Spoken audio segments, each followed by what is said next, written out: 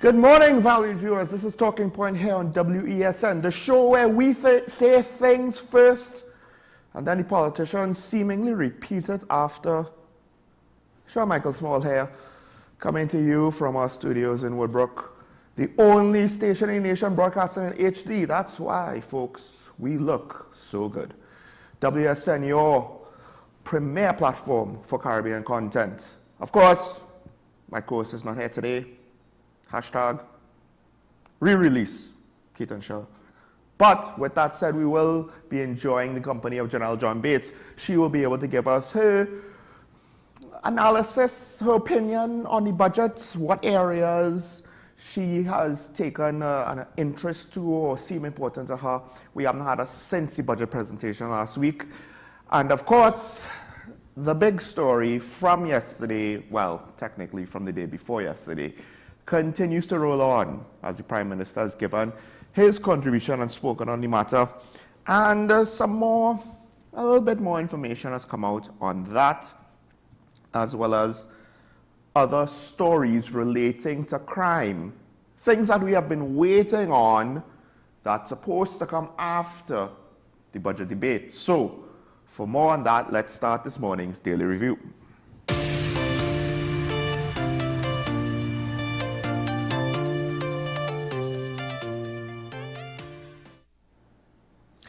This fight has to be a fight of the entire nation if we're going to win. That is a direct quote from the Prime Minister, I believe, as he was addressing Parliament yesterday. In his address, the Prime Minister was speaking to the nation, yes, but also to the opposition MPs, basically in an attempt to convince them to work together to deal with crime. Generally, for those who might not necessarily understand, there are major areas and maybe some minor areas that still have a significant amount of need with regards to our legislature or legislation that needs to be either updated, adjusted, removed, or added to deal with what we are seeing in crimes right now. And right now, the threat to the state, that's what the Prime Minister said. And for all intents and purposes, that's more or less what I was saying. A criminal doesn't need a .50 caliber rifle to threaten me. He could do so with a handgun. He doesn't need to threaten you. They could do so with a handgun. But to the state in general, in the overall totality of the state, such a weapon is a threat because, one, we don't know what's going to be done with it. As much as it's not necessary to threaten the lives of an ordinary citizen, it is a threat to the lives of ordinary citizens if it is used particularly recklessly and foolishly. As much as we tend to build with brick and mortar and TNT and not with drywall and a lot of the lighter materials you see in other parts of the world, particularly the States. Those type of wrongs, I don't know if everybody has a wall thick enough and hard enough to stop it from going through. Definitely will probably go through your front door. Definitely will go through your car. So if this was fired in anywhere where they had a large number of pedestrians or in a residential area where people were home at the time, retirees, if it was fired anywhere near a school, because these things have happened now. And the words of the Prime Minister, the problem is every time someone in authority said, well, things are looking better, things are looking good, it's only gangsters killing gangsters, major crimes are down. Every time we got all of these wonderful phrases to try to paint a reasonably nice picture, you know, it's just this one outlier called the murder rate that's out of hand, right? But we're doing our best. Every time they say that, it in a sense makes these statements now somewhat, you know, contradictory. Because we went from things like getting better to a threat to the state. How does that happen? It's almost as though people who were concerned about crime You know, where were they? We didn't have a lot of them. No, everybody was kind of happy with the way things were going, right? Because they were trending down, according to the commissioner and all the politicians who's had a vested interest in saying that, you know, things weren't as out of control as we feared. Until now. See, when I say that these things are a threat to people who before might have thought themselves untouchable, it's in line with what I've been saying about crime and my concerns over the last year, 2 years, what have you. When the Prime Minister says that, he's not wrong for saying it, but it basically throws everything they said about the crime situation, except for the Minister of National Security's apology, to be fair. But just about everything else that they've been saying for the last year goes into the garbage now. Because we have now reached a point where things have gotten worse. Before, when there was a large haul of heavy weapons, and it is reported that an amount of C4 with charges and detonators, well, with detonators, were also part of the haul. Now, the last time something like this was discovered, it was thought to be in preparation for a jailbreak. Now we don't even necessarily have a clear motive to understand the purpose of these weapons. So any intelligence service worth their salt will say, these are the capabilities of these weapons, this is what's normally going on in TNT, and these weapons are way out of proportion of what normally goes on. Ergo, somebody feels the need to increase the level of violence and to go after more significant targets. So of course now, threat to the state, right? What the Prime Minister says makes sense. It's just that when you weren't in such a perilous position, not to say that the Prime Minister is in danger all now, but now these are weapons and equipment that could more directly be a threat to him and to the government ministers and to the opposition bench and the president and the commissioner of police, etc., etc.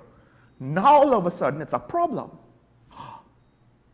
It wasn't a problem when children were being killed. There's not a lot of government ministers speaking about that, by the way. Maybe I missed it, but I haven't really heard, outside of the obligatory, we feel sorry for the family, blah, blah, blah. What was being done about that? Didn't really hear much about that. So it's nice that the Prime Minister comes out and says, well, it's a threat to the state. That's nice, and he's correct. But it would have been good, perhaps, if foresight was used. You know, if looking down the line and considering what might happen in the future, if I allow a situation to fester, if I allow our borders to remain porous, at some point somebody is going to get a little antsy, get a little foolish, get the wrong idea in his head, and maybe start to do something a bit more extreme. Especially since we tend to import foolish ideas from all across the world, whether it's via the internet, whether it's seeing on the news, the violence that we see outside of our borders. We get influenced by it. So when you have a situation where you don't control what comes into the country, why are you surprised now that somebody decided, I'm going to bring something in that might actually be a direct threat to those in power? This should have been something. Somebody should have been warning the Prime Minister, hey, you know, when you leave things so open, you are inviting something drastic to happen. Fortunately, it was stopped before it could be used, these weapons. How convenient. Again, 30% detection rate, but the last 2 murders of children, or incidents where children were murdered, 2 for 2. How convenient. So apparently the US is also helping trace these weapons, although some of these weapons, I won't be surprised, because of their age, these aren't modern weapons, a lot of them. Some of them look a bit more modern than the others, but they could still be anywhere along the lines of 10 years old or more. So depending, all of these weapons potentially could have, I'm not saying they did, because I have no proof either way, but all of these weapons, I won't be surprised if they came from Venezuela. What we tend to get from America, though it's not guaranteed, but what's the complaint? So as much as it's not guaranteed, it's not 100% this way. What's the complaint of the government? The government want to join in Mexico's lawsuits against gun manufacturers in the States. Well, gun manufacturers, I don't think, are in the business of reselling old Soviet-era AK-47s or Cold War-era munitions and weaponry. They're in the business of selling brand new manufactured composite weapons, which we have seen on our shores. So I do wonder, again, if this find of weapons and explosives and ammunition and gunpowder is another indication of a failure of this administration to defend the borders. And I cannot even begin to state how disappointing this is, because this administration claimed multiple times during the pandemic, when our own citizens were barred from coming home and stuck in an uncertain fate while a global pandemic was going on in somebody else's country where their rights and freedoms and ability to survive was potentially in doubt and made a lot more difficult than if they were home. The borders are open for business. The Coast Guard, for all intents and purposes, I don't know what the excuses are, I don't know what the reasons are, I don't know what the explanations are, I don't know what the deficiencies are. But at the end of the day, the results are the results. Normally, I'm not a results-based analysis guy. Methods matter. But we've reached the point where the results are so bad. Can you say the Coast Guard is doing anything with anything right now? Minister of National Security doesn't even understand, not National Security, sorry, the Minister of Finance is talking about boats, he doesn't even understand what the composition of the boats are. So then I very much doubt he understands how it actually will work, how it will be used to potentially patrol our maritime borders, because they don't seem to be working right now, and what limitations they may or may not have. He's just speaking a speech somebody else wrote, who that person probably is not somebody within a national security expertise. So, you know, let's not fact check anything or make sure we know what we're talking about. This business as usual, how things have been done all the time approach ain't working. And we'll get more into that about the budget, because I believe at the end of the day, that's what the budget is, and I've used that phrase over the years. But the response to crime has been mostly pedestrian. And it's very interesting to see now, because the deputy commissioner was in the crosshairs the other day. Now it's very interesting to see how the responses will continue. Will they actually have a bit more urgency now that it's not just random citizens, innocent citizens whose children are being killed? Well, parents aren't always innocent when the children die, but that's speculation. But at the end of the day, the children are innocent. I don't think a 10-year-old is a gang member. There's no 10-year-old calling hits from their school. No, it's the gang members in prison who we can't sort out, even remand properly.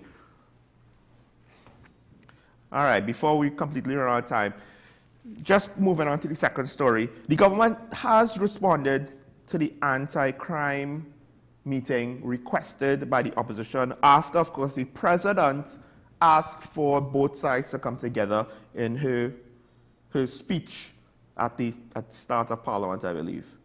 And the government has decided to include a team of Minister Hines, Minister Stuart Young, Minister Gonzalez, Minister Mitchell, Randall Mitchell of Tourism, and the Attorney General, Reginald Lamar, as chairman. I don't know if that means he will be acting more like a moderator or if he will also have a say. That is 5 government ministers. The opposition is invited by the government to put forward a team of 4 parliamentarians. Note the parliamentarians. Gary Griffith isn't a parliamentarian, so perhaps that answers my question there. The government is trying to very subtly say we don't want to speak to Griffith. Maybe that's just a bad use of language, but that's what it seems like. And here's the thing, right? They don't want us to call them dumb or neglectful. So let's assume that they're smart and everything they do is intentional. Interesting, huh? How it goes. So if we do that, well, then it assumes that they intentionally decided to leave out Guy Griffith. The opposition leader, however, is saying that she wants the Prime Minister to fire Minister of National Security Fitzgerald Hines and for the Prime Minister to take on the portfolio himself. Now, honestly, I don't think that makes sense. The Prime Minister is the Prime Minister. He has a job.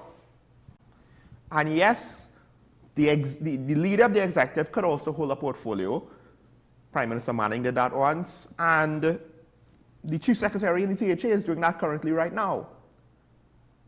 Holding on to finance in some ways for a Prime Minister makes sense, especially for the Chief Secretary with a smaller area of responsibility. And finance, of course, is one of the major things that needs to be managed properly for Tobago right now. It's one of the more difficult aspects or areas, so I can understand he wanted to take personal control. But national security is a bit different. It is a bit different.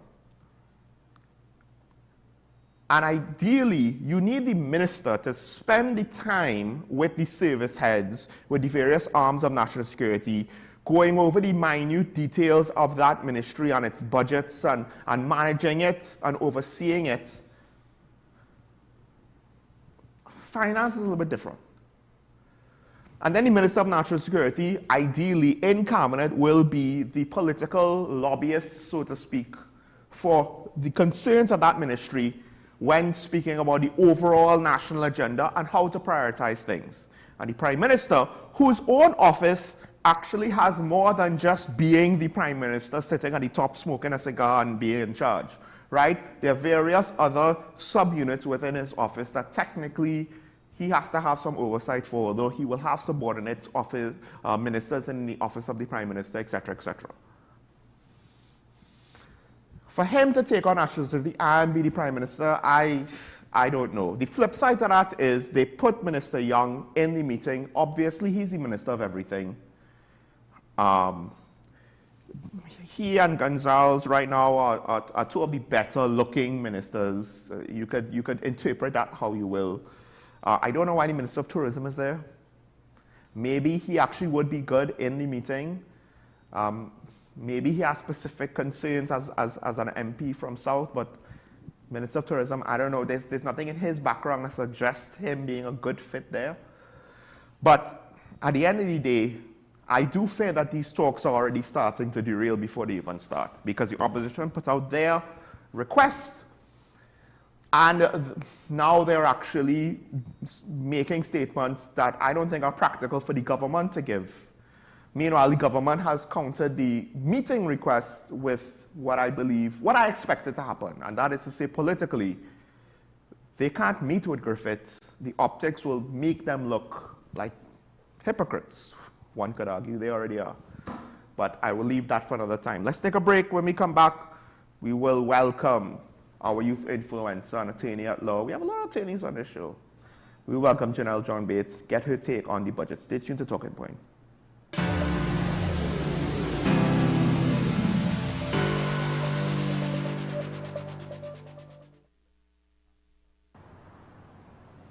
Bill and Ruth fell in love with the Benjamin Moore color Dry Sage, but they tried to match it using another brand's paint. I mean, it's close enough. Almost identical, really.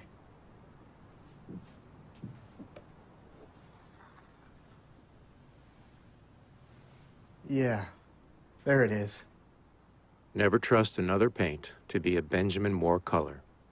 Let the home store turn your house into a home you love. Get everything you need to give your home that special look and feel. We offer household items, lawn and garden, paint center, hardware, plumbing, lighting and electrical, toys and storage solutions. 5 convenient locations: 6th Avenue Barataria, The Falls at Westmore, Pennywise Plaza Shoguanas, C3 Center Branch and C3 San Fernando. Check out our Facebook page for more information and come visit us today. The Home Store. Turn your house into a home you love. Alan's Funeral Home, Tunapuna. Relax. We know the loss of a loved one can be challenging, but we've got your back for all your funeral needs, from documents to the service and/or burial. Let Alan's Funeral Home take care of you and your loved ones. We are located on the Eastern Main Road in Tunapuna. Call us today at 663-1829 or visit allensfuneralhome.com. Allen's Funeral Home. Let us take care of business. From Maracas Bay to Arafita Avenue and Piaco, Richard's Bake and Shark brings the world's most popular fish sandwich closer to you. Open daily at all our locations.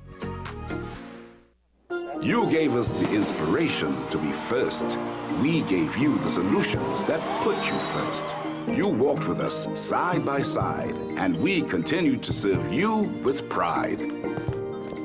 First Citizens celebrates with you 30 years of achieving dreams, shaping success stories, and painting brighter futures together. And together, we'll accomplish so much more. First Citizens, together, 30 and beyond.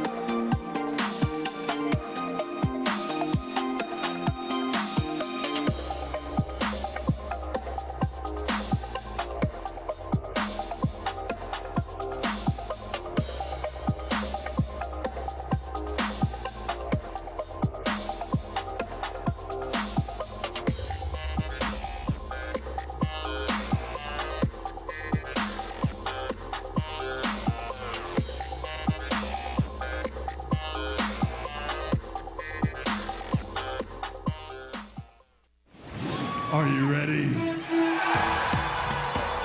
We're ready. We're ready. Yeah, we're ready.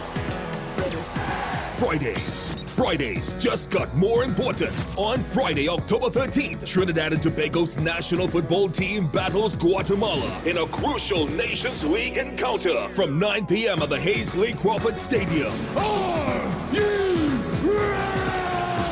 A victory for the Soca Warriors will guarantee us a place in the quarterfinals with a host of possibilities, including the prestigious Copa Football and a World Cup seeding. Calling one and all to the National Stadium on Friday, October 15th. Let us fill it with noise and let the support reverberate. Tickets cost $100 covered, $50 uncovered. Tickets are on sale now at eboxtickets.com and at the venue from 12 p.m. on match day. You said I need to unmute? Be a fan. Be the ultimate Soca No, I'm not warrior. muted. Ready for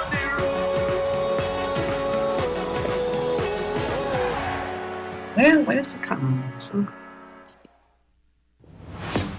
Is it politics? What is it? Is it that nobody cares about sports? The kind of support that sport used to get in the past is no longer here. The thing is, taking a knee, that's the only thing you do now, Andre. Taking a knee along with other stuff. Samantha, what are you looking forward to when you return home to Trinidad and Tobago after winning the title? Thank you very much for speaking. Yeah, okay, well, I need to blur the background because I don't want all this stuff in my background here. Me more motivated to work hard and to go there and rep the right and black. Why are we sending a team to the Winter Olympics? There are a number of Trinbagonians who are in the diaspora and have grown up in winter sport. It's an opportunity that the Trinidad and Tobago Olympic Committee will close the door. I also believe in the players that we have. Once you can motivate the players, you can like get so, the best that's out to the of right. them.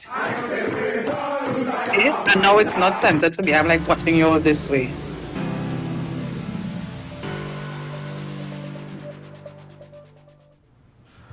Welcome back to Soca, ladies and gentlemen. And, well, the budget continues. And in the last segment, we're still ranting, I guess you could say, not quite as enthusiastic as yesterday, about the situation where I did say it seems as though, you know, some of the people in the powers that be, when they try to downplay, is that too harsh of a way to say it, the crime situation, major crimes are going down. And now, the open borders or the lack of secure borders seemingly have caught up to those in charge. It's almost like if they didn't necessarily have much forethought into how they were managing crime. We just had the budget, folks, And one of the things about the budget, yes, it's only for a fiscal year, but it sets up the future. Each budget sets up the future or contributes to the future of the country. So, to take a further look at the budget and to give her opinion on it, because we haven't heard from her since, we have, of course, youth influencer and attorney at law, the one and only Janelle John Bates, via Zoom. Good morning, Janelle. This is a bit different. I think this is only the second time we've had to do this electronically, but I'm glad that you're still here to talk to me. Good morning. Hey, good morning. It is different. Good morning. It is different because I am looking at myself. I can't see you. I can't see anything, so I feel like I'm talking to myself. I'm not even sure where to look, to be honest. Ideally, you look for your camera. It's going to be weird. Folks, it's just one of those things. It's just one of those things. It's one thing to be in a studio and to have a discussion, but yes, every time I have to do a show via Zoom as well, it does feel very surreal. But very strange. Let's actually get to the meat of the matter. Make the best of it, yes. So the budget. The budget. Well, first of all, just what were your general impressions? And of course, you had your own concerns and the concerns of people that you spoke to before the budget. So what was your initial impressions, and how satisfied or not satisfied potentially were you that some, all, a little of what you were potentially more focused on, how it was addressed, if it was addressed, etc.? Well, let me put my caveat there. I am on my phone because my computer crashed just now. So all my notes are there. I just hope I can get the computer starting to finish my actual work. So I have to talk off the top of my head. But generally, I found the budget to be a very safe one. That's what I would say. There was nothing there I found to be controversial. I found that the government tried to satisfy all the different varying interests. Crime is one of the biggest issues in this country. The government has indicated that the biggest thing that I've seen coming out of the budget in relation to crime is the introduction or the increase in the number of recruits for the next year from 300 to 1,000. How would that make a difference? I don't know, because recruits, these are new people, they have to be trained. I don't know how much of an impact they will make in the first year, but there's hope. The government has also indicated that they will be giving more money towards acquiring new assets for the police service. And I would have indicated, I think the last time I was there, that I wasn't necessarily of the opinion that giving more money or giving more assets was the problem. Mm-hmm. I found that maintenance of the assets was a problem, because we still have, and I think this was mentioned by one of the opposition MPs in their contribution, we have a scrapyard of cars and other equipment that's just sitting there. Yeah. So how far would the contribution or increasing in the equipment, how far that would go, time will tell. Another thing that stood out to me, obviously, the increase in minimum wage. That's something we would have spoken about on the show as well. Don't have my notes as to how much we would have indicated on the show, because remember, one of the things we would have spoken about is there was not much information or data out there as to how many people would be impacted by an increase in the minimum wage. Yes, directly, yes. The minister would have indicated the increase from 1,750 to 250 would impact 190,000 individuals. So I'm happy to hear that. So there's some sort of data there as to the impact. I think that increase is a sufficient one. I think it was similar to what we were suggesting. The opposition, of course, was calling for, I think, $25, but I would tend to agree with the government ministers that such a big jump would have other knock-on effect, negative effect in terms of inflation. I don't know if you want me to pause there for you to interject. Well, just two things to interject. One, the only thing with the increase in equipment where it's somewhat justifiable is the fact that with new recruits means at some point we'll need more equipment for them. The other thing is certain equipment, right? Like electronics, body cameras, tablets, etc. There's probably not enough right now. I don't know what the actual deficiency ratio is, right? But from what I understand, isn't enough. The flip side is what you said there is still very pertinent, because some of these things, we know that they only have a few hundred of this and 100 or 200 of that.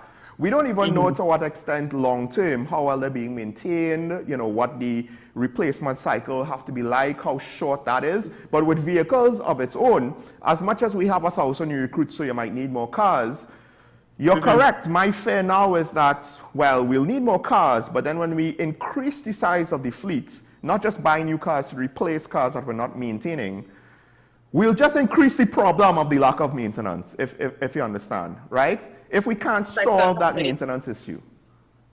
And then, the minimum wage kind of speaks for itself. It's difficult really to know, but one thing, I think somebody pointed out, I think URP or one of those programs, or probably similar programs as well, their wages might be close to the minimum wage.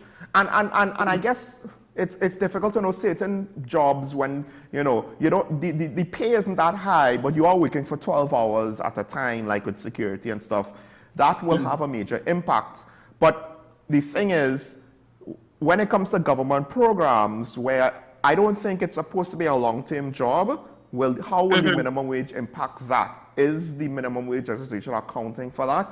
For these temporary situations that's supposed to just be to, there's a lot. The problem with the minimum wage is we just kind of talk about it like in this general sense, but there are a lot of little issues, I think, that go unaddressed that, well, in this situation, it could be bad. In this situation, it might need to be higher.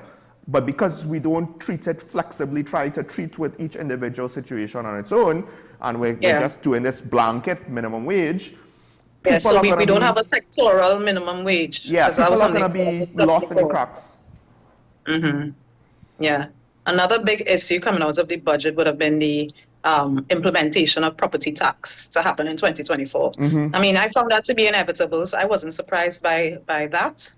I mean, we haven't had the property tax for years. Do I want to pay more money? No. Do I see the positives of paying more money as well? What can be positive if the money is utilized the way it should be? Yes, I do. So only time will tell in relation to that. And then there were some new subsidies, transfers, grants, we call it, the $1,000 grant for books. I think it was 65,000 individuals may be able to access that, and the 2,400 laptops. I found that to be a curious number. Why 2,400 laptops? Because if we think about how many children write SEA per year, isn't it about 18,000 children write SEA? Do you know the number? Is it about that? 9,000 boys, 9,000 girls? Definitely, it reaches to like 5 figures and not 4 figures. Right. I can't remember off the top of my head, but yes, that sounds about right. So then I was thinking to myself, that's what I would call a year group. So if we think that we have 7 years of primary school, 7 years of secondary school, how many thousands of students? I was just wondering, I found 2,400 to be a small amount.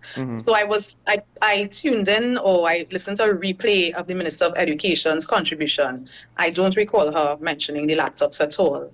But she did, in that specific figure, but she did mention that the government has supplied over 70,000 laptops. So I'm wondering if this is just maybe what they believe to be the number of students who are currently without laptops. I don't know if they've had some data that would contribute to that figure of 2,400, but just listening to the figure without any of those facts, it just seemed a bit small to me.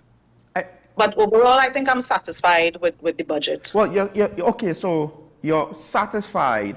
It's a safe budget. I understand exactly why you say that, because I did say, and my criticisms come with a caveat, and we spoke about this yesterday when we were talking about more specifics about what we're going to speak about today, in that on one hand, I would have preferred something a bit more radical and less safe. And I understand why politicians don't necessarily want to do that, because that might anger people. And people might not understand.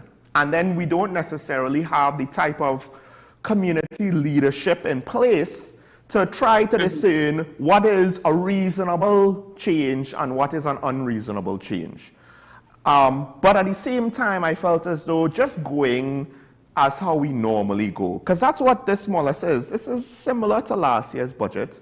It's business as usual.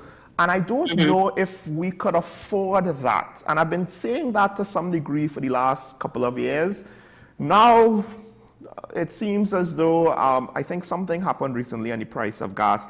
A line to Finland got interfered with, I think.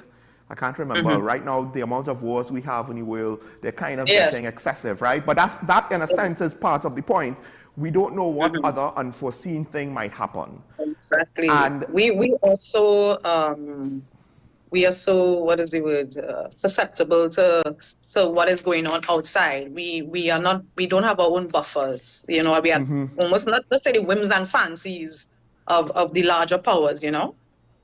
I do wonder, because it seems as though a lot of people, some economists want to devalue the dollar, let the dollar kind of, drop based on supply and demand, which in a vacuum, based on economic theory, is what it possibly, very basic economics should do. Of course, higher theories might dissuade you from that. The government, it seems as though when they speak about it, it's almost as though, they're afraid of that happening because of what it might do to the economy. And there might be legitimate issues. Certain businesses might bust, right? Certain businesses with a lot of rich investors, a lot of high-profile brands might bust because of it. The flip side is, with the lack of diversity, and the Minister of Trade had some interesting things to say about the balance of trade, and she said it was driven by non-energy products and certain manufacturing and so forth. But then when you look at the numbers, the definitions kind of made it very confusing as to exactly what you were saying. At the end of the day, the oil and gas sector amount of exports, that was the big chunk of the increase. So she could say non-oil, non-energy all she wants. The big chunk of the increase in the figures-wise potentially seemed to be that. The lack of diversity that we have, not looking to do anything drastic. There's so many different ways. It's not just the exchange rate. I was waiting for you to give an example because you said you hope the government, the budget would have been a little radical. So what? Well, this might be unpopular, but there are a lot of things that might be just ongoing expenditure, right? Now, you could save some of that if you were tighter with your wage bill. That is to say, you actually get out redundant people, not just lay off people for the sake of cutting costs, but identify redundancies, which that is the opposite to what government bureaucracies tend to be, because the social dimension of offering people jobs, and then on top of that, some kind of political gamesmanship or what have you, or nepotism or what have you, is also factored in. But that is probably not going to... If you do that, then that affects your ability to say we have X amount of the unemployment rate is so low. I know, but then I'm going to go a step further. So ongoing expenditure might also include certain social grants, which at the end of the day, they're a band-aid to people's problems, but they don't necessarily solve their problems. And I think we've reached the point where, look, we're going to bankrupt ourselves giving out buying band-aids, right? Yeah. But at the end of the day, a band-aid is not going to cure cancer. And it might be small now. It might be teeny-tiny cancers right now. But we have the potential of situations getting worse and worse, like the border security situation. If that's allowed to continue, then the trend that's downward might get even further. Now the food security situation, we've seen it get bad last year with the price of food skyrocketing, right? Are we going to just assume it's not going to get worse? What about the situation with fire engines, the lack of fire tenders? We've seen people die, and it's, while we can't necessarily prove it definitively, the question is asked, if the closest station had a fire truck, would we be able to save the baby that died in the fire the other week, right? Actually, that's a bad example, but... That's a bad example, because I believe I read that the fire tender arrived quickly in that particular situation. Well, it's a bad example because the fire tender was close, the fire station was close, a half an hour to cross the highway, because that actually might have been relatively too long. Based on people who live there, it seemed to them to be too long. So it is a bad example. So I correct myself there. But you get the point that I'm trying to make. I get the point you're trying to make, but in some of those things, like the minister would have, Minister of National Security, I caught some of his contribution. I think he spoke to the procurement of equipment for the fire services, and so some attempts, but I think we are often reactive. So because that was in the news negatively, we address that issue, and because this is in the news negatively, we address that issue. So I'm having, on one side, I find in this country, we do have a lot of things subsidized. Let me use education, for example. Yeah. There's a school feeding program. There's free transportation for, well, the bus. I don't know what's the name of the program, but transporting children to and from school. That's free for a lot of students. Yeah. There's the fact that, well, our Form 5 exams, CXC exams, we don't pay for those exams. In other Caribbean countries, they do. And we also don't pay for resitting. So the government actually pays for you to resit the exams as well. That definitely doesn't happen in other places. If you don't pass, you have to put your own bill. Then we have all the bursaries and the scholarships that come out of A-levels. We have book grants now. We have the computer grants, different things that would have gone on over the years. So we offer a lot to people, a lot of support to individuals in this country. But then on the flip side, you see so many individuals every day who are not or are barely surviving. Mm-hmm. And I actually spoke to a client yesterday who said, fine, she was actually directed by the court in her other matter to go to social services to get assistance because the father of the children indicated he couldn't pay. And then when she went there, they were telling her she needed this, she needed that. It was very bureaucratic. So then at the other side, we have a lot of subsidies, but how to access them? All the things you need to access them sometimes makes it very difficult or puts it out of the reach of those who may really need. So I don't know. I understand, right? It's not going to sound nice to say, let's cut all the assistance. And I wouldn't necessarily say cut all of them. But at some point... I would say that's a privileged thing to say. Exactly. Thing to say. But the flip side is this. My concern is there's a reason why those other Caribbean nations don't offer some of those things, right? Because it was practical when the country, by and large, was rich. And can we afford it now? And the thing is, it's not that it's costing some luxury program that I would enjoy, that's my concern. My concern is it's costing us in the future. Because it's like having a business, and instead of reinvesting in the business to ensure that it remains competitive, we're taking out of the business, right? And the economy isn't growing like how it should.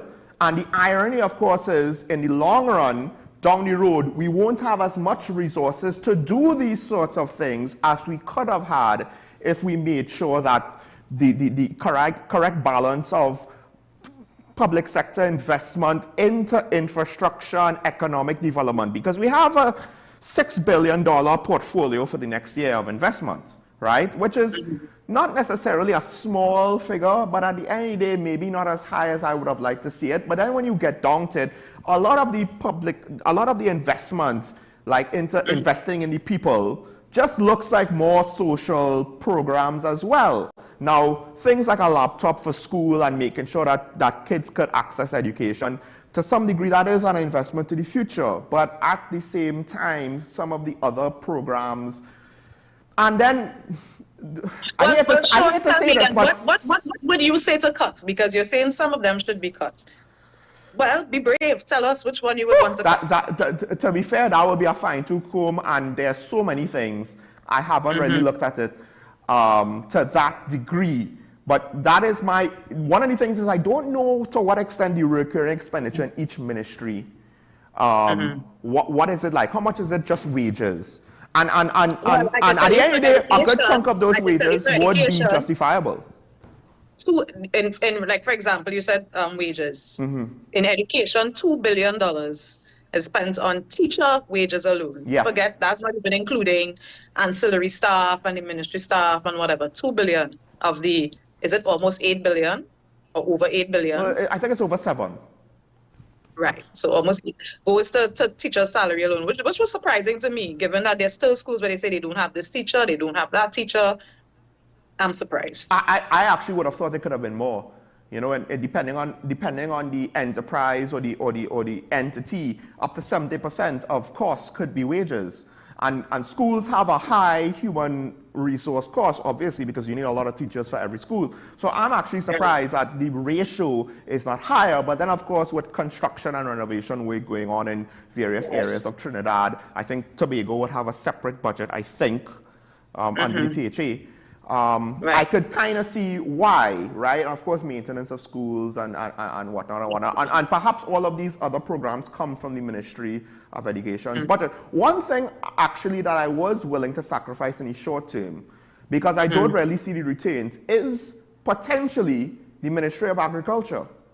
I don't know how well the programs are working, and if we can identify, okay, this program is working, we keep that.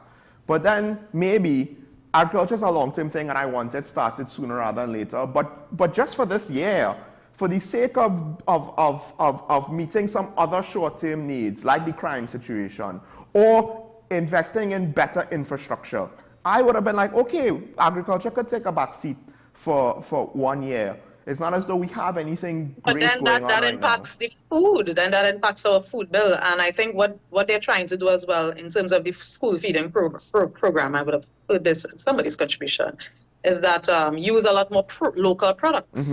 So if we cut agriculture and what is being produced there, farmers, because we want to have these local, I don't know if this was in the budget or somebody suggested it. You know, there was a point during COVID, we were giving people these bags of local produce instead of a food card and stuff like that.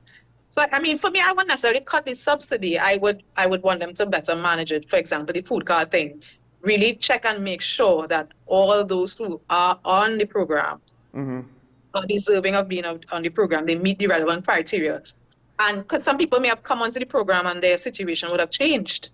How often do they make checks to ensure that the person's need to still be on the program? So it's maybe more of a management thing for me versus necessarily cutting. All right. Because, okay, fair enough. Because when I spoke to Senator Lakshmi Dayal, she actually was making a case, and I was buying in to some extent, to be smarter, not necessarily to have to shift money around. But I think it comes back to the example with the maintenance of TTPS vehicles. You know, we could buy more vehicles, but if more vehicles are not being maintained, then the bill annually just increases every year. With regards to these programs, because there's a very good example, I guess you could say in hindsight now, and that is Gates, with regards to how that was being run. And I could argue that, okay, the response to situations like that might be what you just pointed out, where now it's made more difficult to access, because Gate was made more difficult to access. But before those steps were put in place, and I'm not saying that those steps solved the problem, they were just the response. Before those steps were put in place, Gate was more or less, not completely a free-for-all, but a lot of people access Gate, and I don't think the return for the society on our productivity level, on our skills level, our expertise, our professionalism, wasn't always seen with this investment, because that's the whole point. We invest in the education, our society becomes more educated, becomes better workers, we see productivity growth. And while that is true for some cases, for others it was a situation of, well, it's free, so I'm just in school to say that I'm in school, whether it is people who are working and doing school part-time, or people who are out of secondary school and like they wanted to hold on to their childhood for as long as possible. So for as long as they're in school, you know, I'm still in school, what do you want me to do? So Gabe needed to be more targeted. I mean, for me, again, I wouldn't necessarily have restricted it by your income level, because that would, maybe that's selfish reasons, because I accessed Gate to do my master's. At that point, it was half and half. Right. And I'm sure if it had the income level thing there, I probably wouldn't have qualified because I was working at the time. But I think it should have been linked to our developmental needs. Yes. So instead of just being for any and every program, where do we actually need individuals? What training is lacking in this country? So I feel it should have been targeted in that way. So again, it's more about managing the subsidies. So come back to the budget. We still have all of these subsidies, but how are we managing them to ensure that we actually get the bang for the buck, as you would say? But I do think all of these things we're talking about, it essentially would leave somebody who was able to access it. You know, if it's changed, however it's changed, it will potentially leave a lot of people out in the cold, so to speak, right? Unable to access it. And in some cases, we might not necessarily be able to prove it, but it might be for the better. We have prior examples where if you kind of leave it up to people. Look, even with the feeding programs and so forth, like when you speak to Living Waters and a lot of those other charities, one of their problems is people who try to game the system and take more than they're entitled to. When they have so many people in need and they have people who want to try to fraudulently claim, you know, multiple hampers instead of one per family, they want to try and get more than one. No, I didn't get it, and they have to do a lot of work just to sift through that. But the point is, they do it, right? And perhaps, I don't know if there's all sorts of internal political issues in government offices and blah, blah, blah, and maybe external political issues as well. But we have the examples. We do see the need for change. It will be unpopular. My thing is, and this is the one area where I'm going to give the government a little bit of a blight, just a little bit. It seems as though nobody wants to give up anything. No. So then now, I was on one hand surprised because I thought a little bit more for crime would have been given. And I'm also wondering what the business chambers who called on more expenditure for crime, what their opinions would be. It seems as though they didn't necessarily go like all in on that aspect of the budget, in my opinion. But I thought not if you were going to spend your way out of the crime problem, then this, you know, assuming that it works, let's just go with that assumption. This was not enough. This was just, you know, we did a little bit, but it was not like we did a whole lot. So to me, like you said, they played it safe, and I understand why.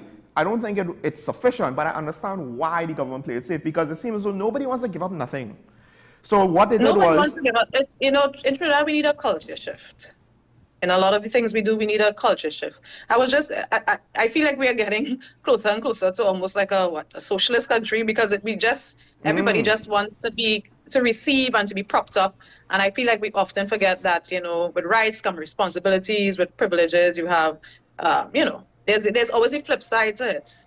Well, so when you what are you doing with it? Are you maximizing it? Are you working towards the benefits of your country? I feel this is completely off the budget generally, but I heard the Minister of Education indicating that they want to like inculcate a program of national pride, national service.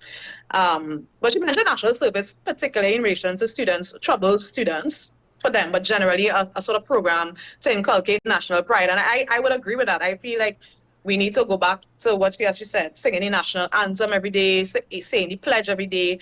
I think we just generally need to grow our children in a way that makes them better citizens. So it's not always about what can I get?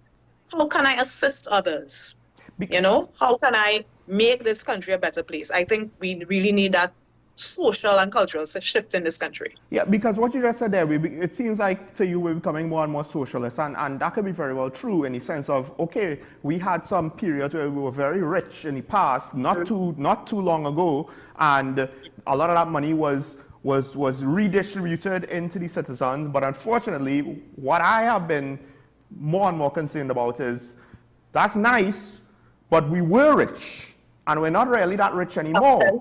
So we can't afford it. So the irony, of course, is I don't want us to become more and more socialists, because, you know, we can't afford that. So the thing is, the transition to what we can afford is going to be painful.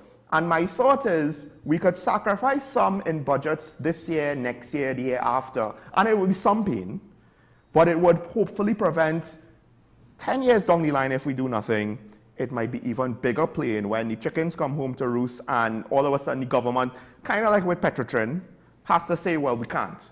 Or the fuel subsidy, well, we can't. And then it's a drastic... incremental, incremental changes instead of one massive change. I mean, the fuel subsidy, right?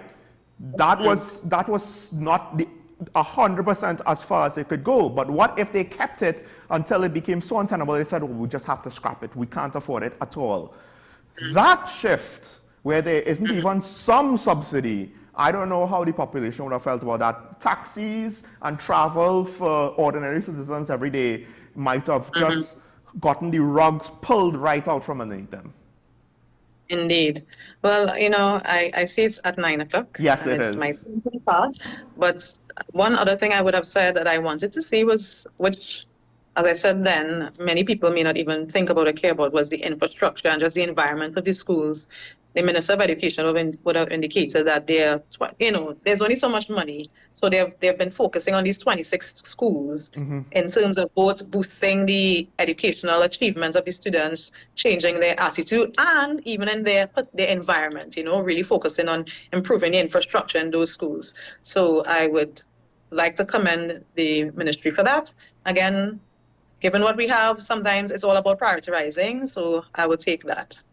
Well, I guess we'll leave with that, prioritizing. I don't know if I care enough from politicians of either side giving us good reasoning and with regards to, okay, what the priorities are so that people can understand, everywhere has needs. So we have to balance them, but balancing doesn't mean, well, everybody just gets a little bit and not enough, So we'll see how it goes. Janelle, thanks. It's great as always to have a discussion with you, and I can't wait for next time you're going to be on. It's too long in between, but I understand, folks. A big gap, yeah. I think I tried the Zoom. I'm not a fan. My computer is still shut down, so let me go and try to address that.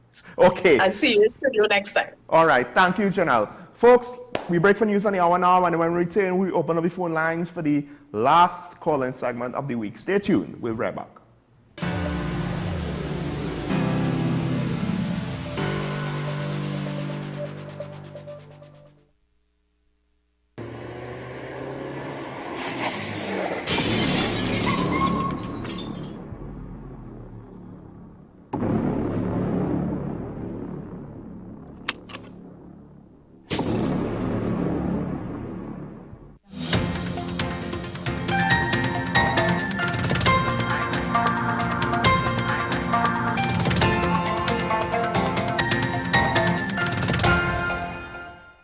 Here is the WESN News on the Hour. I am Sierra Ali. Thanks for joining us. Here are the headlines.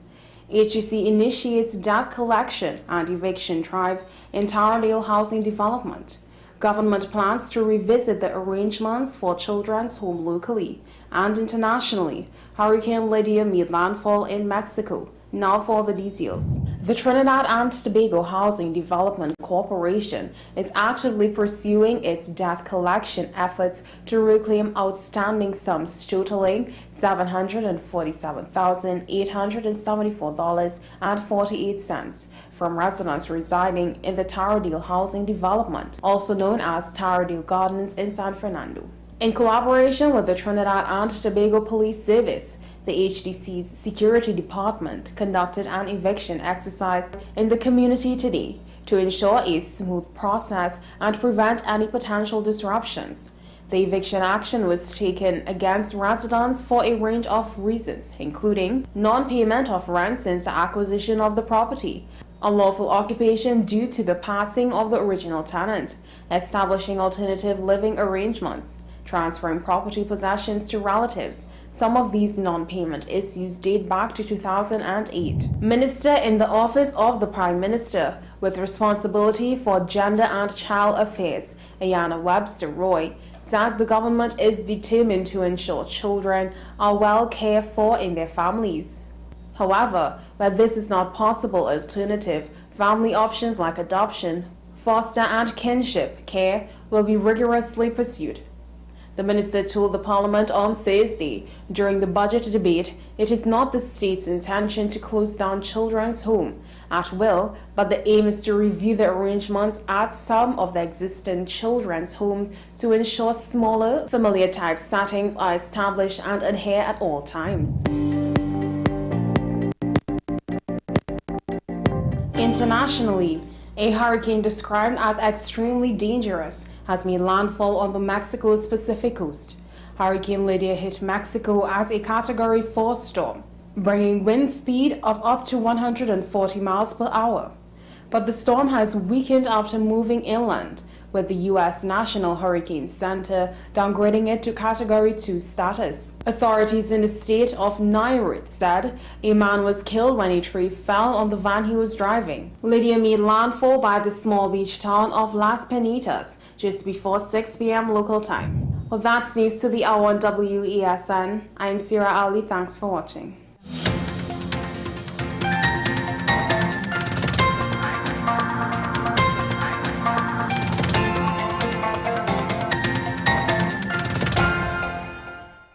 Since they were on sale, Laura bought these umbrella shoes without thinking. Literally, without thinking. Hungry for deals? You'd better come and satisfy it at KFC before doing something crazy.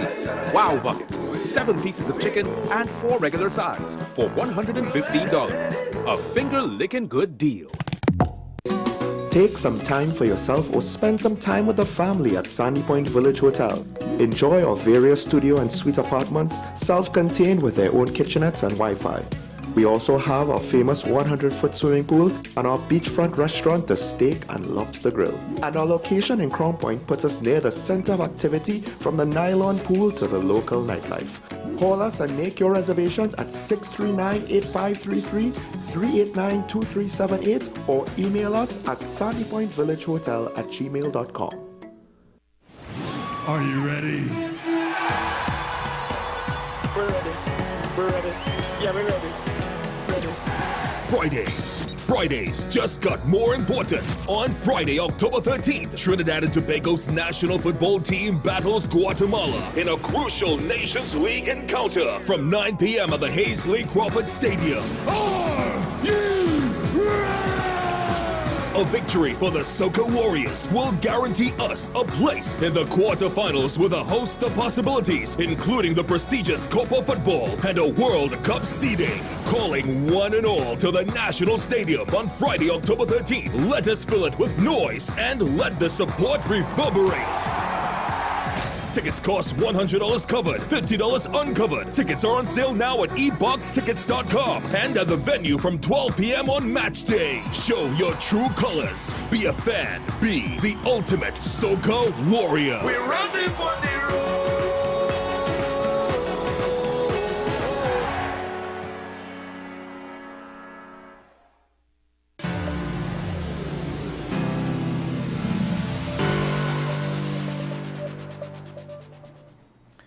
Welcome back to Talking About, ladies and gentlemen. And of course, this is the last chance for people to call in and have their say on anything that's been going on.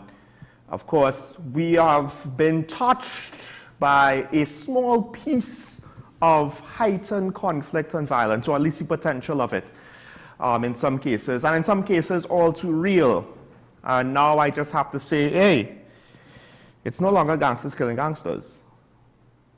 When will we realize that, technically speaking, yes, the odds are that you might still go on with your life and live normally, but there's also a chance that you could just be walking down the street and stand next to the wrong person who's a target and you end up being collateral. It's a hell of a thing. Meanwhile, of course, the budget debates continues, I guess you could say. Contributions have been made by many members of Parliament, and when it wraps up, the crime talks will happen, but there's also going to have to be long-term considerations as to what actually was achieved last year and what could be achieved this year, because we don't have the flexibility or the wiggle room that we used to. However, let me pause there. We have our first caller for the morning from Diego Martin. Good morning, caller. Good morning, Mr. Sean, and to everyone. I want to reflect on the recent judgment, Judge Marcia. That to me is an indictment on the judicial and legal service led by justice. And to see if there is integrity, morality with respect to the Chief Justice in this whole matter. That tells us where we are with the judiciary system. 3 of his peers, the appeal court judge, tell him that his actions and his decision-making process is flawed. If you're in an organization, tell it's flawed. What the CEO has to do to make room. Now, remember previously there were questions that he was association went to. You're breaking up, caller. To get that this is Bmobile, and I apologize for Bmobile. You hear me? Yes, we heard that. We heard that part. Ironically. Right. So that's one of the issues. I'm hoping that he does the right thing. that I'm talking that I am not happy with the team that the Prime Minister has put forward to negotiate on a crime plan with the opposition leader. That from the beginning. Two-person team, AG, who has questioned to answer on integrity and honesty, and Fitzgerald Hines, who the citizens of already, and is so those two want with ourselves and as the leadership of the country to come up with a really good plan to move us forward. We can't live in this society of murder left, right, and center, and no accountability. 15% detection. Can we survive this ordeal? I'm going to have a nice morning. Thank you, caller. I'll respond after. We have another caller on the line from Tunapuna. Good morning. You on there? Good morning, Sean. Morning. I want to touch a little bit on the crime situation. Go ahead. The TTPS yesterday celebrated a catch. I am wondering whether they understand that the country is concerned while they celebrate. So my question is, we want some more information as to the validity of that catch. We just cannot tell people you went by some bushes and come up with these arms and ammunition. That ain't good enough, if it is true. So the public is more concerned of where we are with crime, and while they are celebrating. Now, in respect of while the PNM in office, crime escalates.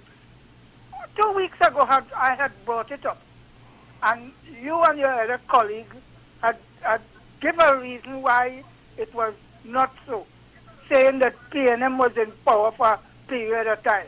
But let me just take 1 minute and give you some statistics for the last 30 years from the TTPS.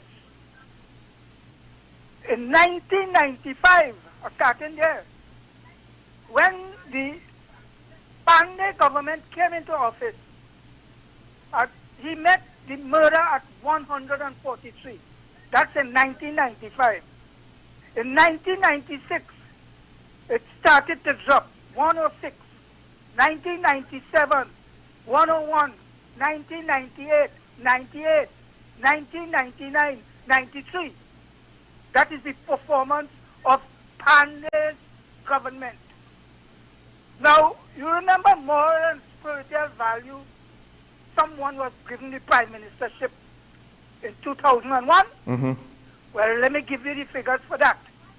In 2001, when the moral and spiritual value prime minister took over, he met murder at 118. In 2002, it went to 171. 2003, it went to 229. 4, 260. 5, 386. 2006, 286. Right? And in 2008, the maximum year, 550. That is 5 years after he come in and the PNM is met the murder rate at 118. 5 years after they took it to 550. Well, let me just skip 2 years after that. The partnership come back in office. In the year, what was the year? 2010. They met the murder rate at 509. They've started to bring it down. 2011, 354. They maintain a little bit there, 408. In 2014, 403. 2015, 410. Well, that when they had a mixture, 3 months of PNM. And it started to go back up again with the PNM. In 2016, It went to 463. 2017, 494. 2018, 516. 2019, 538. So this is my point. I present data for my information to my point. So whenever the PNM is in power, crime escalates. So you can check the data and confirm what I am saying. And nobody could tell me otherwise. So this fine that they find, that is nothing to celebrate. That is of great concern to the population if it is true. I want to leave it there for the time. Thank you. Thank you very much. Thank you, caller.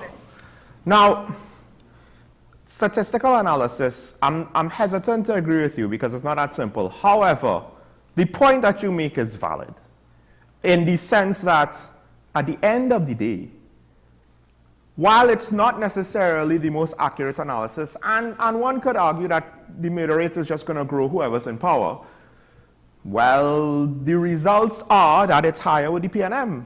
So at the very least, that suggests a case should be made that the opposition, with regards to the issue of crime, should be in charge.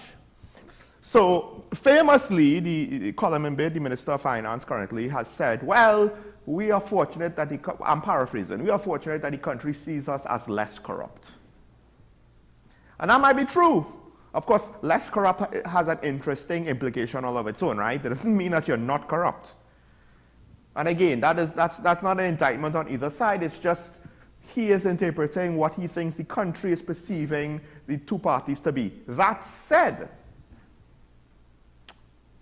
at the end of the day, will the countries perceive the PNM on crime as being ineffective? Because regardless of historical, the current trends are the current trends and we need it to be reversed. We can't just allow things to go on. I do think, though, that it was inevitable because of the long-term issues that the murder rates would have been as they are, regardless of who was power. But again,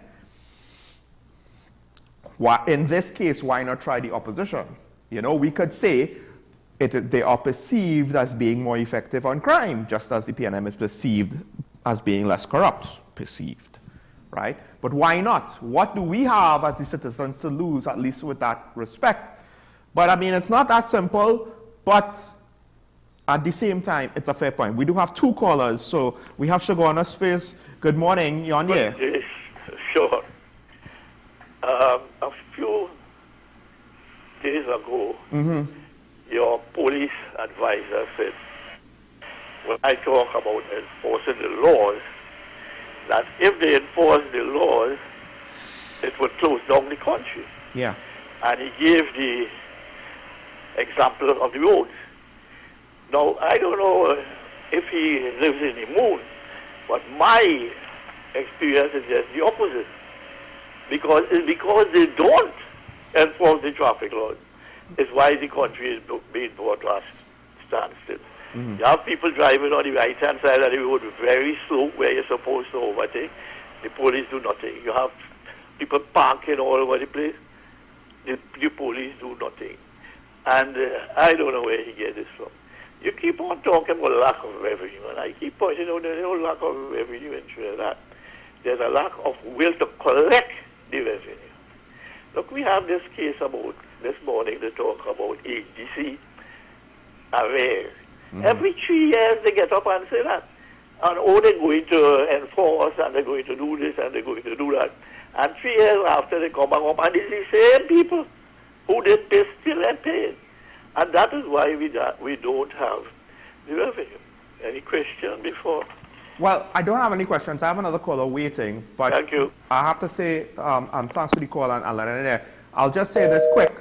Your last point points to the ongoing problem with why the laws aren't enforced and whatnot. It's the social dimension. Governments don't want to be seen as unpopular or don't want to do things that are unpopular. So they ease up on certain things, they allow certain things, they allow people to get away with certain things, and then we get that vicious cycle that you mentioned, right? You don't enforce the laws, don't be surprised when it becomes harder to enforce those very same laws down the line. Because politicians, councillors, etc., they interfere because they want to be liked. They don't want to do the right thing all the time. They want to be liked all the time and do the right thing some of the time. We have a caller from San Fernando. Good morning. Caller, are you still with us? Good morning, Sean. Morning, morning. Hello? Yes, you're on here. Yes, Sean, good morning. You know, what I would like to hear over this weekend, I am hoping to hear on Monday, is that the police has visited Mr. Trevor James and warned him about seditious speech. I listened to Mr. James a couple of days ago on a program, and Mr. James said, he compared, he says, what's happening? So he was talking about the budget and what Tobago was getting. And he said, Tobagonians have to rise up, paraphrasing here, but as close as possible. He said, Tobagonians have to rise up. Have to wise up, sorry.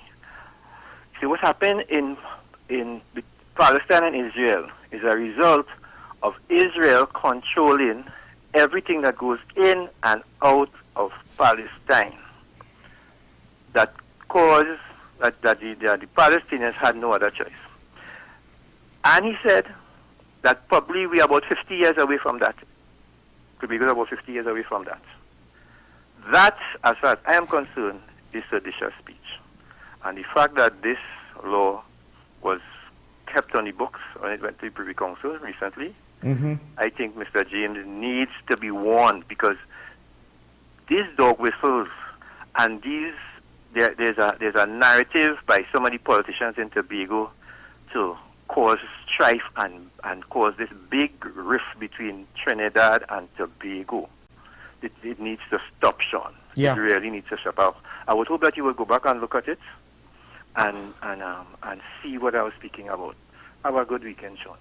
Thank you, caller. I'll be honest. I don't want my stress level to go up too much, right? I have high blood pressure and migraines. Those are not one is not a cause of the other. Those are parallel conditions. I don't want to stress myself out, because that has to be one of the most ignorant things I've heard about Palestine-Israel conflict in a long time. To compare what's going on in Tobago to that, I don't know. When did Tobago massacre Trinidadians and Trinidadians massacre Tobagonians? When did Trinidad lobby shells and artillery at Tobago and Tobago lobby mortar rounds back at Trinidad?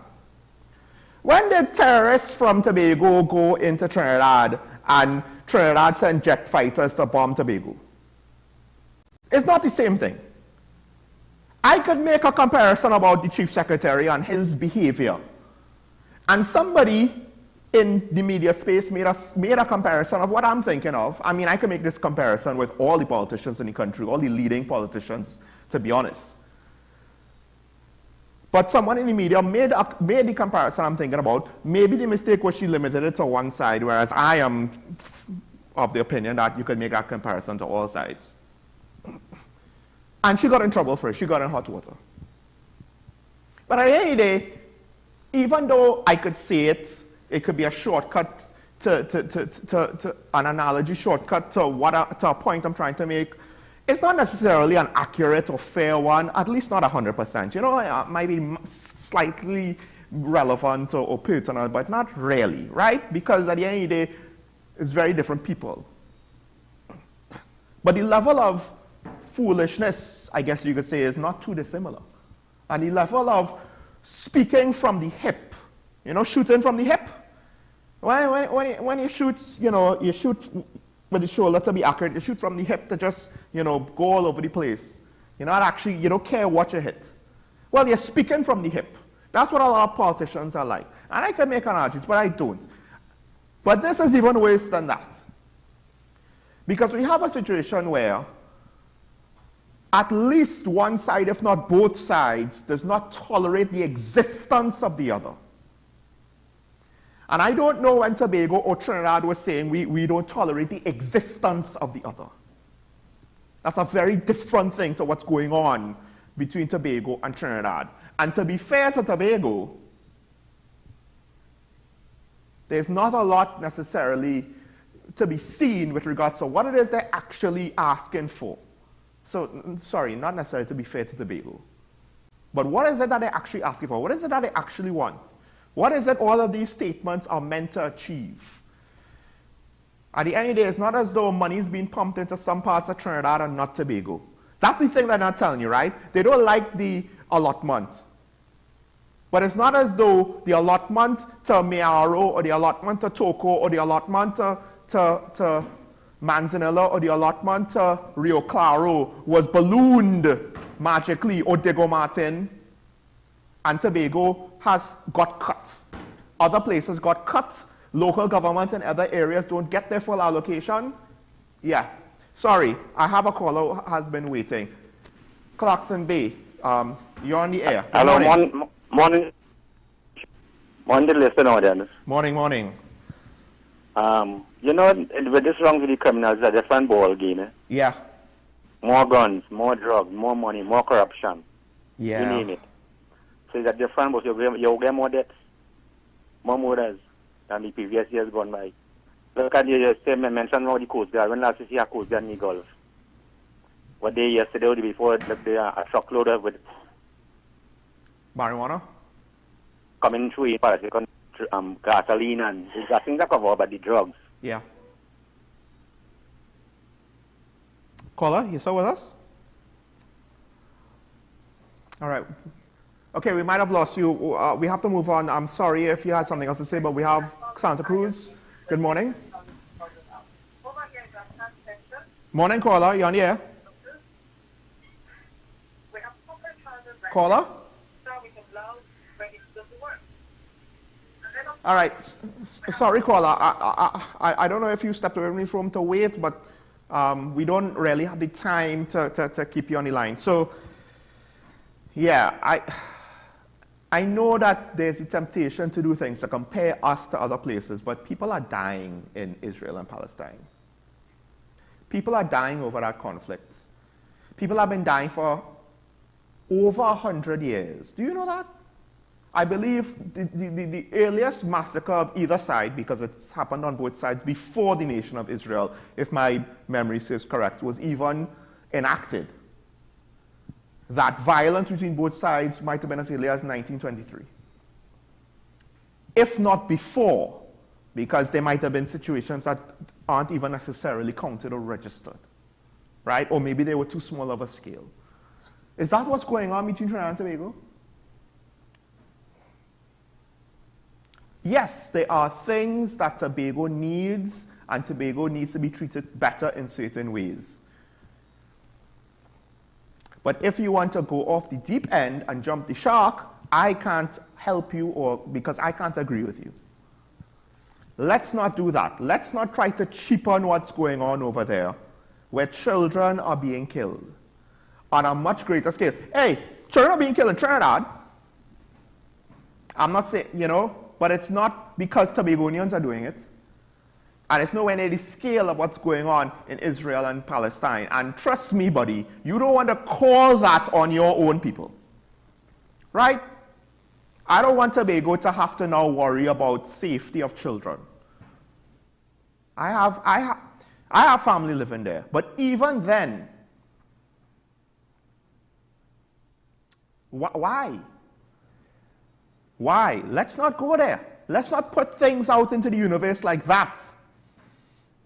The irresponsibility of that speech.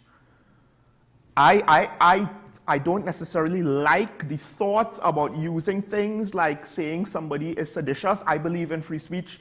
People should be free to say and voice their ideas, but that is not just an idea. You are directly comparing us to a situation that is so violent, and next thing you know, you encourage violence. You're free to speak what you want, but you can't cause a panic that could cause harm.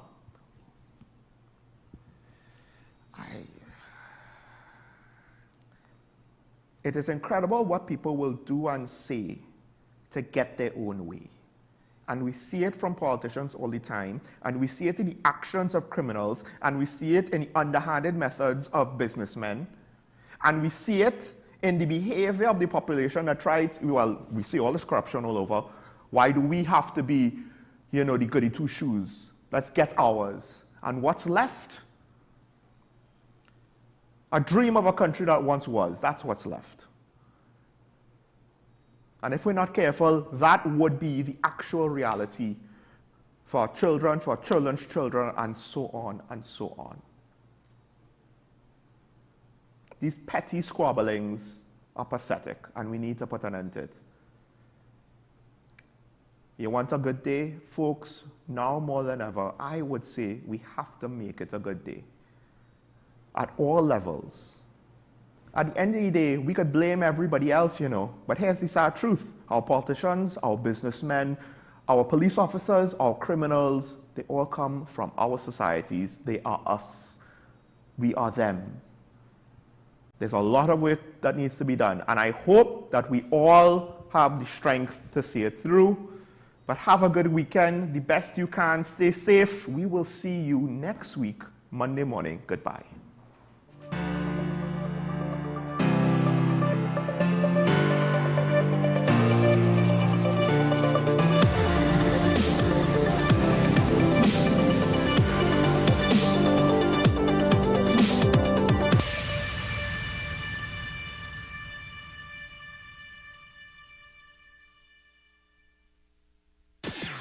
WESN